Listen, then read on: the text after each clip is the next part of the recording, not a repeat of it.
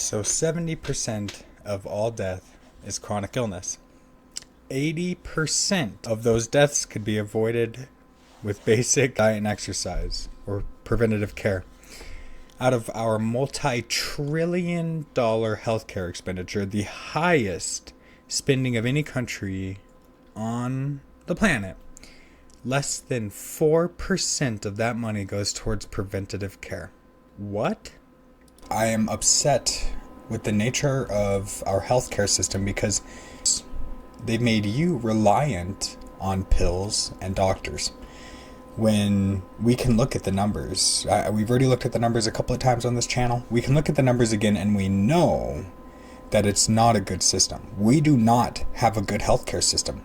This is 20 Minutes in the Future Tristan jumping in here with a quick fact for you. Only half of the 34 million diabetics in the US have achieved glycemic control.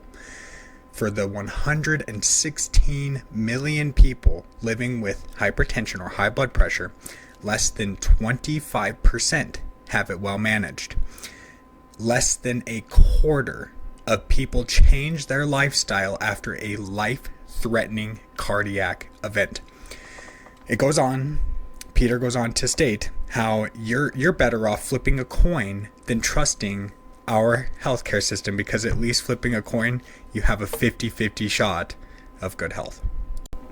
Obviously, a big part of that is the fact that we spend less than 4% of our multi-trillion-dollar healthcare expenditure on preventative care. It's such a basic philosophy too.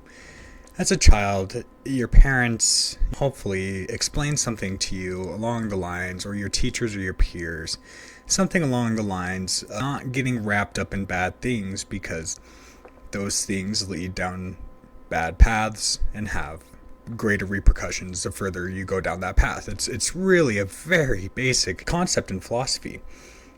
As your peers, your teachers talk to you, it's kind of like how to pick out your friends and not choose the bullies, and how to be a good peer and not choose the drug crowd. With your parents, it can be anything along the lines of don't be lazy and keep up on your education. Health is exactly the same, guys. We had this older teacher in school, and the wiser that I get in my nursing career, the more his teaching style made sense to me.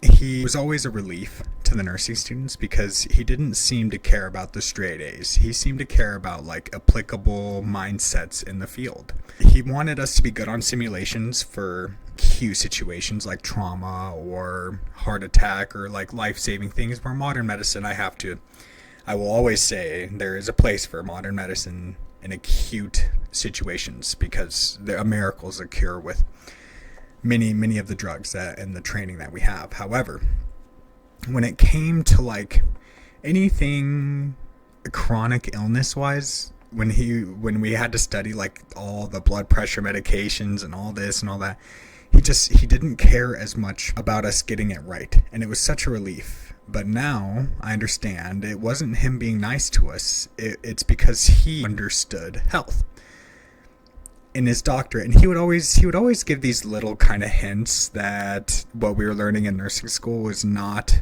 real health, but he couldn't say it outright, right? You're not going to reverse 30 years of bad dieting by pounding on someone's chest. And he always brought it back to that, which he wasn't able to teach preventative care in hindsight because it doesn't pay the money, and that's not what the education is in it.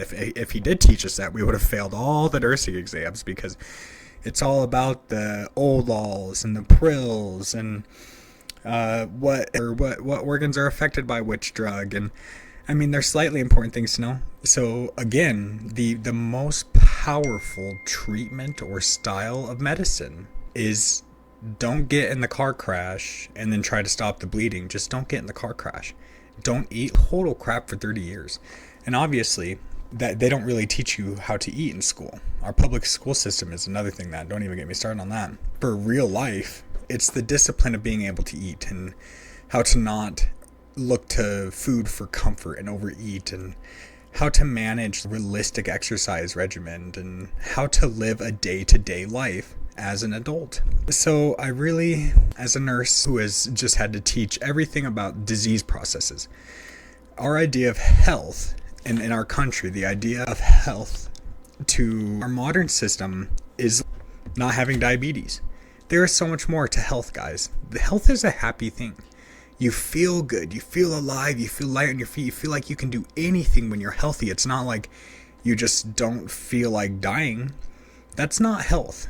Health is not just not having a 600 blood sugar or not having stage 1 cancer. Health is living. It's being your best self. And that's what we should be teaching, because being your best self and living a happy life prevents the other stuff. It prevents the cancer.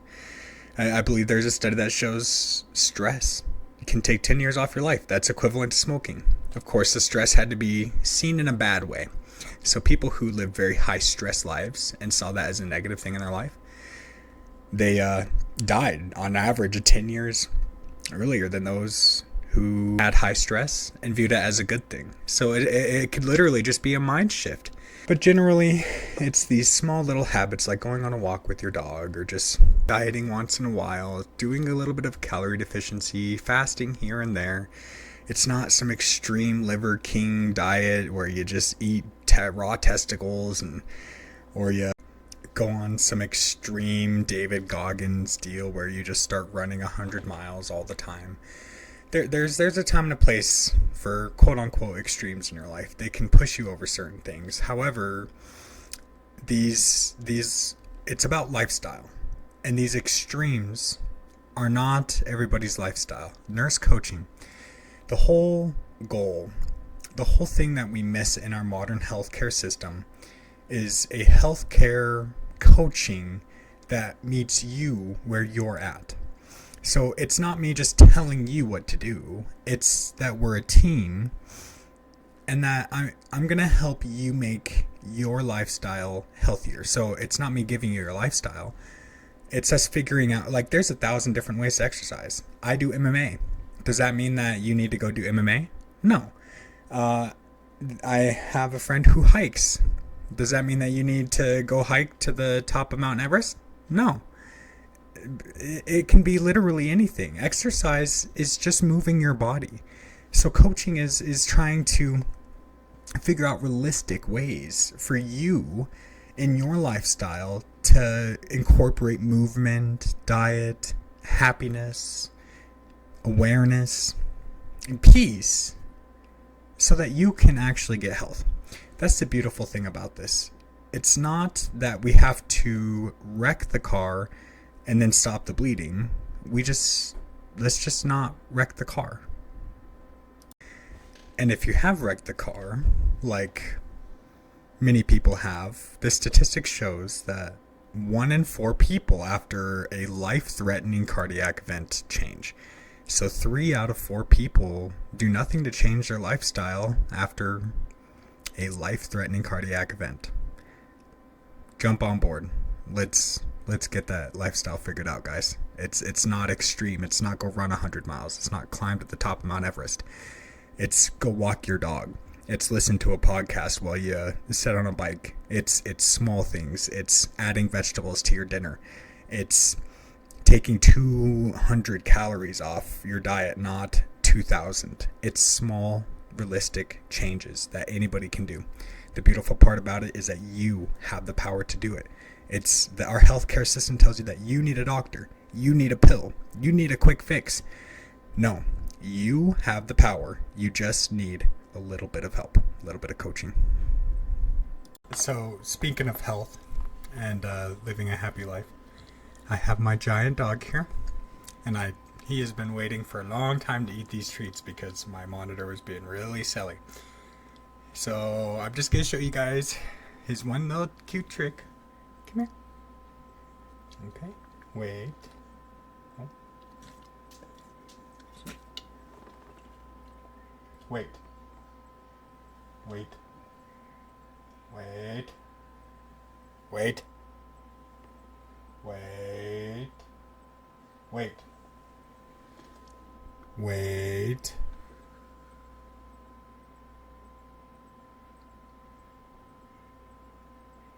Release. Good boy.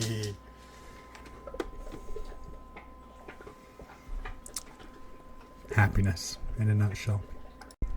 Part of receiving nurse coaching is going to be me focusing on your strengths and your successes, the things that make you unique and the things that you can build upon to get to a better place. This involves taking a stand for your deepest desires. I can't think of how many times I was stuck in my life of addiction, hating myself for taking another drink, hitting another bong. I wanted something different. I'm there to remind you and to coach you that you have the ultimate choice in how to think and act. I'm just there to help show you that. I'm there to help show you that you have the power. I'm not there to be your power. I'm there to give you a lasting change, to show you the things that everybody else has said you need something else for. You need the drug, you need the doctor, you need the system, you need whatever. No. You have the power inside of you, and I will show you how to get there, how to grab that, grasp that, utilize it, the same way I have in my sobriety. That's part of why I'm so passionate about being a nurse coach and passionate about health, passionate about self-improvement, is because I was somebody for a long time who didn't care about any of that and felt very stuck and very lost. I was under the control of substances, victim mindset, and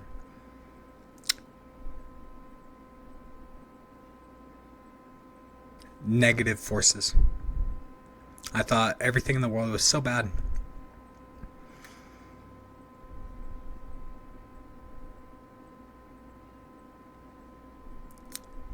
I hope I can bring my unique perspective into my nurse coaching to really be able to inspire people to find themselves and to find their health, and more than anything, the happiness that I've found in doing so.